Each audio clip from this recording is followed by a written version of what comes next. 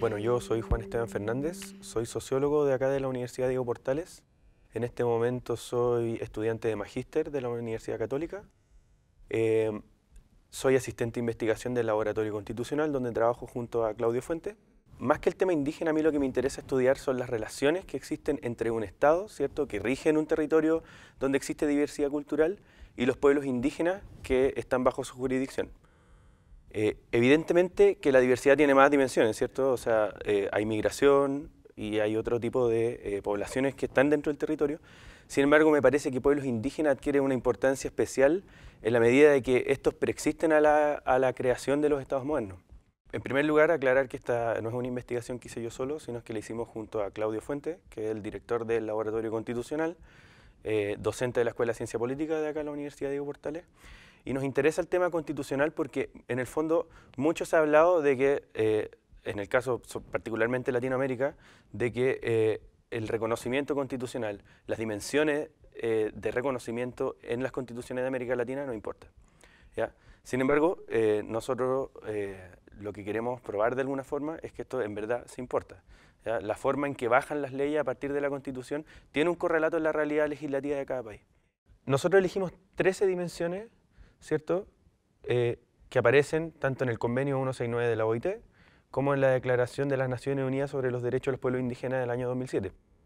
Estas 13 dimensiones son el reconocimiento constitucional, ¿cierto?, como tal, genérico, el reconocimiento de lenguas oficiales indígenas, el reconocimiento de una organización social propia, de algún derecho a tierras ancestrales, derecho consuetudinario, sistema de representación especial, educación intercultural bilingüe, autonomía, medicina tradicional, procesos de consulta y el derecho a la autodeterminación.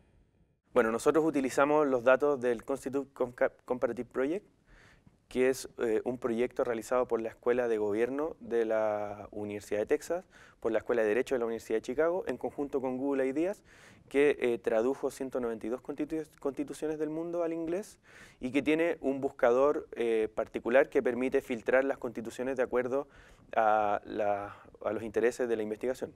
En este caso nosotros filtramos por constituciones que de alguna manera tomen el tema indígena.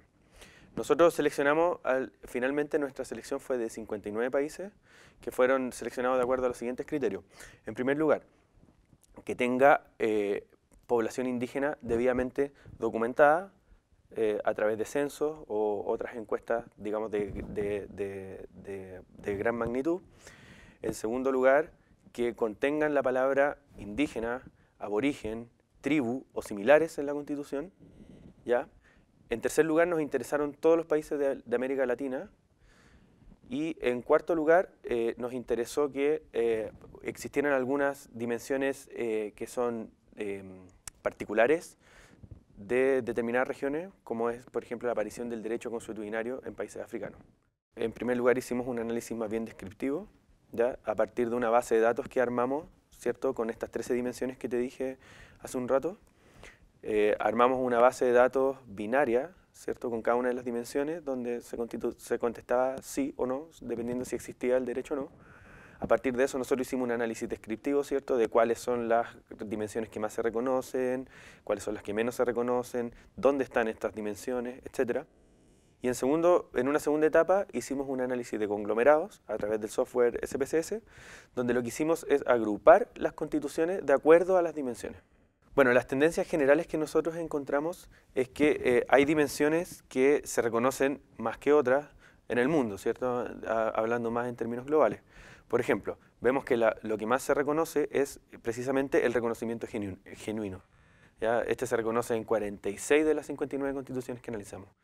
Otras dimensiones que se reconocen bastante son lengua y la organización social propia. ¿Ya? Ambas se reconocen en 26 países de los 59 que analizamos.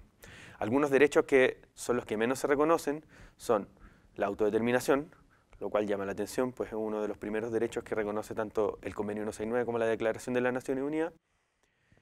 Los procesos de consulta dirigidos especialmente para pueblos indígenas. Algunos elementos culturales como la medicina tradicional, el acceso a recursos naturales y la autonomía. Esas son dimensiones que se reconocen poco en las constituciones. Esa es la primera etapa descriptiva. En la segunda etapa de conglomerados, nosotros como te conté, dividimos las constituciones, o estratificamos más bien la muestra que tenemos, de acuerdo a la denominación, si eran plurinacionales, multiculturales o si es que no definían. Dentro de cada uno de estos grupos encontramos subgrupos muy diversos, ¿ya? Por ejemplo, entre los que no definen, encontramos un grupo que no reconoce ninguna dimensión, donde se encuentra, por ejemplo, Chile, Uruguay, Estados Unidos, y dentro también de los que no definen encontramos otro subgrupo que reconoce alrededor de 10 de las dimensiones, donde se encuentran Perú y Colombia. Dentro de los multiculturales también encontramos una diversidad. Hay países como México que reconocen 13 de las dimensiones y hay otros como Canadá que reconoce 1. Dentro de los plurinacionales, donde se encuentra Bolivia y Ecuador, encontramos que hay están las 13 dimensiones reconocidas. Entonces, este mapa en el fondo de alguna manera nos permite ver la diversidad que hay, no solamente en términos políticos y legislativos de los derechos que se reconocen en la Constitución, sino que en términos geográficos y territoriales.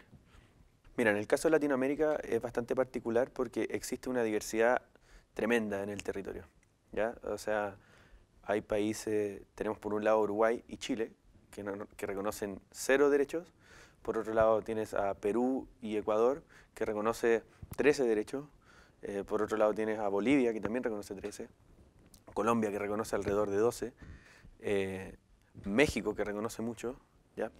Entonces, de partida hay una diversidad enorme en la cantidad de derechos y hay una diversidad en términos cualitativos de los derechos que se reconocen. ¿Ya? O sea, por ejemplo, en Bolivia y en Ecuador se reconocen derechos que están dentro de los instrumentos internacionales como son la autodeterminación o la autonomía. Lo mismo Perú y Colombia. ¿Ya? Mientras que en otros países se reconocen cosas más, uno podría decir, menos polémicas en términos políticos, como es la educación intercultural, como es la medicina tradicional, etc. O lo que nos muestra esta diversidad es que uno tiende a pensar que, ser plurinacional, ser multicultural o no definir, y automáticamente va a significar que se van a reconocer ciertos derechos, ¿ya? Eso no es así. Lo que muestra esta investigación, para el caso particular de Latinoamérica, es que no hay que centrarse en la denominación de reconocimiento, sino que en lo que hay que centrarse más bien es en la cantidad y el contenido de los derechos que se reconocen. Las conclusiones de este trabajo son, en primer lugar, que a pesar de que uno puede decir de que existen algunas pequeñas tendencias regionales, no existe evidencia como para decir de que los derechos están distribuidos de forma homogénea territorialmente, a nivel de continentes, por ejemplo. ¿Ya? O sea, como te contaba, vimos en Latinoamérica una gran diferencia entre diferentes países, pero eso no solo pasa en Latinoamérica, pasa también en África. ¿Ya? En África hay países que reconocen muchas dimensiones y hay otros que no reconocen ninguna. ¿Ya? Pasa también en el mundo anglosajón, donde Canadá, Estados Unidos, Australia son países que no reconocen prácticamente nada, pero Nueva Zelanda es un país que reconoce prácticamente todo. ¿Ya? Entonces, no está distribuido homogéneamente en los territorios, tampoco está distribuido homogéneamente, digamos, en la tradición, como lo que te digo yo de lo anglosajón. Una segunda conclusión que nosotros sacamos es que no existe una correlación, digamos, como evidente entre la población indígena o el porcentaje de población indígena que hay en los territorios y el nivel de reconocimiento o el número de dimensiones reconocidas. ¿Ya? Por ejemplo, en Colombia, donde el porcentaje de población es pequeño, se reconocen casi todas las dimensiones. Sin embargo, vemos países como Chile, donde según el último censo tenemos un 12% de población indígena y no se reconoce prácticamente ninguna dimensión.